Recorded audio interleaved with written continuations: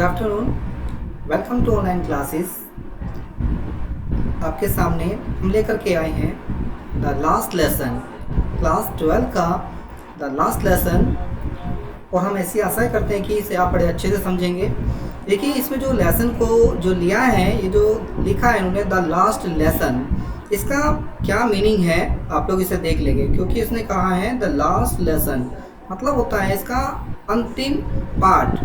देखिए, अंतिम पाठ ही इस जो है इसका नाम क्यों रखा गया, किस तरह से, क्यों इसको ऐसा कहा गया, तो वो चीज़ें आप लोगों को यहाँ हम बताएंगे, ध्यान से देखेंगे आप लोग।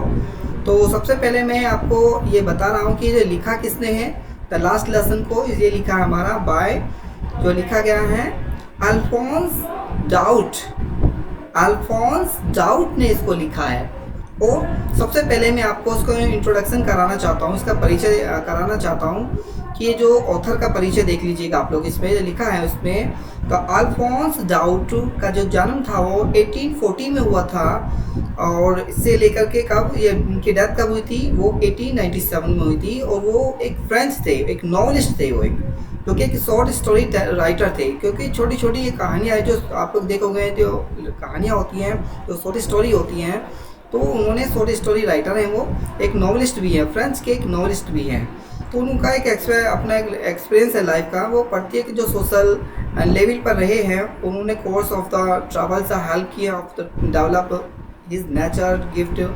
और ड्यूरिंग द फ्रांस को जो पर्शियंस का वार हुआ था उस समय के दौरान की बात है कि उनका जो profound the effect on his writing and English in the French army. The French lost war and he is failing the health forced him go to back to writing for her rest his life।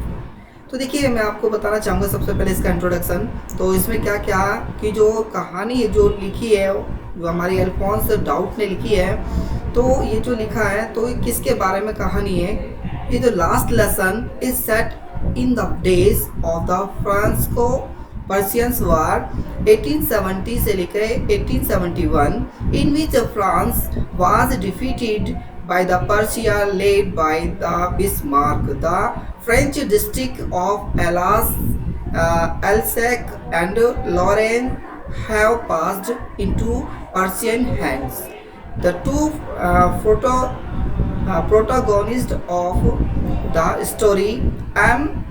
Hamel and French, are from the Alsace.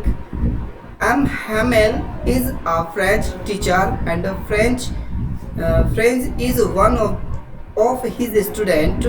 The story revolves around of how the war plays a pivotal role in their lives।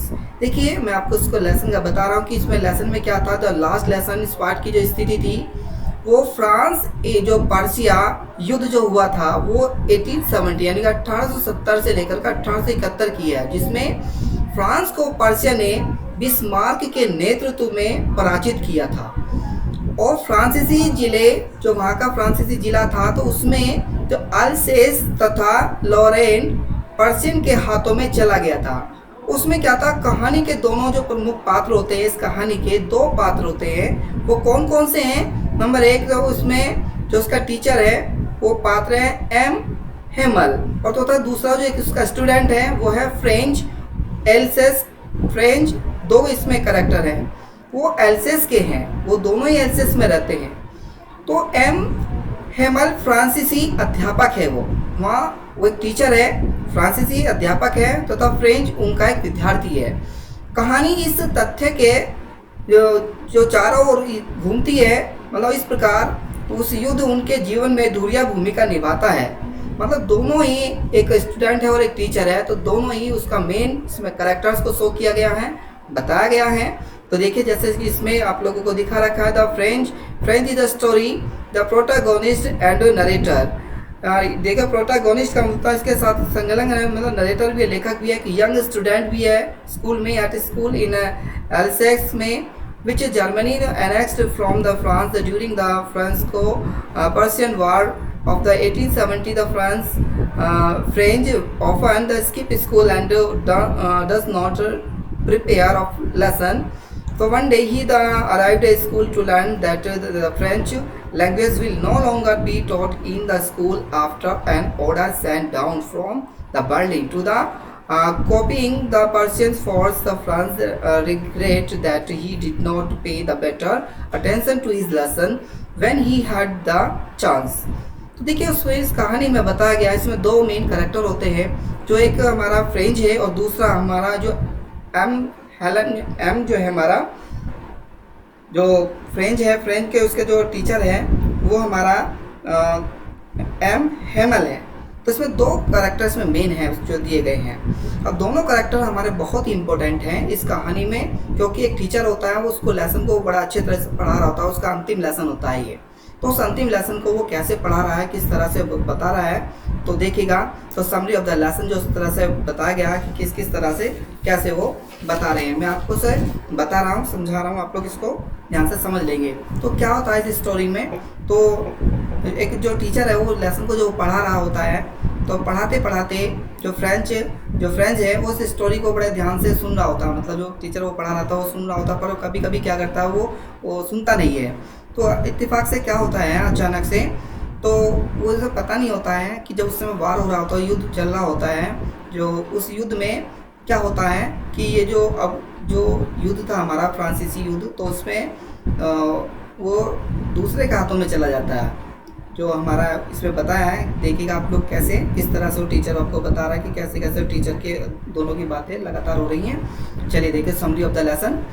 तो उसमें fear of the French, अब उसे जो डर लगता है वो किस प्रकार का डर उसको भयभीत कर रहा है कि एक टीचर ने, अध्यापक ने उसे काम दिया था, तो पार्टिसिपल होते हैं, तो उसका ग्रामर में होता है, आप लोगों ने देखा होगा पार्टिसिपल हैं, तो उसमें उसका चैप्टर को दिया गया कि आपको इसमें से कल मैं टेस्ट लूँगा इस तरह से। तो उस बच्चे को जो फ्रेंच है उसको डर लग रहा होता है, तो उस स्टोरी में यहाँ पर बताया था फियर ऑफ द फ्रेंच, यहाँ पर बताया गया। तो फियर ऑफ द फ्रेंच, तो वो डर रहा होता है, किस प्रकार कैसे देखिएगा।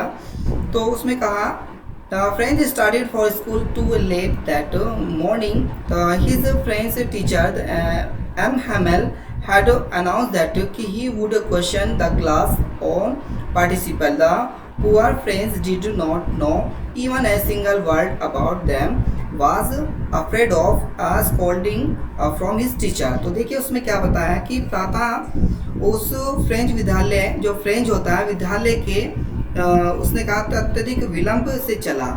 देखिए वो पार्ट का बता रहे हैं कि जो फ्रेंच होता है उसने स्टार्ट कर दिया तो चलना है स्कूल के लिए, वो भी कैसा लेट। अब उसमें क्या होता है, उसके फ्रेंच के अध्यापक एम हेलन ने यह घोषणा की थी कि वे कक्षा से पार्टिसिपल से संबंधित प्रश्न पूछेंगे, कि अलग अलग नहीं, कि पार्टिसिपल से संबंधित जो क्वेश्चन होंगे वो उनसे पूछे जाएंगे और उनसे अलग कुछ नहीं पूछा जाएगा। तो फ्रेंच को उनसे संबंधित प्रश्न भी सभी विदित न थे, मतलब याद नहीं थे। कहने का मतलब है कि उससे वो डर लग रहा था कि भाई मुझे याद नहीं है, इससे संबंधित पार्टिसिपल से प्रश्न वो टीचर मेरे से पूछेंगे और मुझे वो याद होंगे नहीं, तो क्या होगा इस स्थिति में। तो अपने अध्यापक के द्वारा डांटे जाने से भयभीत था कि अध्यापक मुझे डांटेंगे और मुझे इस प्रकार डर लग रहा था। तो दूसरे में है जो अट्रैक्शन, मतलब अट्रैक्शन का मतलब आकर्षण होना, मतलब कहते हैं आकर्षण होना। तो for a moment he thought to run away and spend a warm and bright day outside. It was a pleasant day.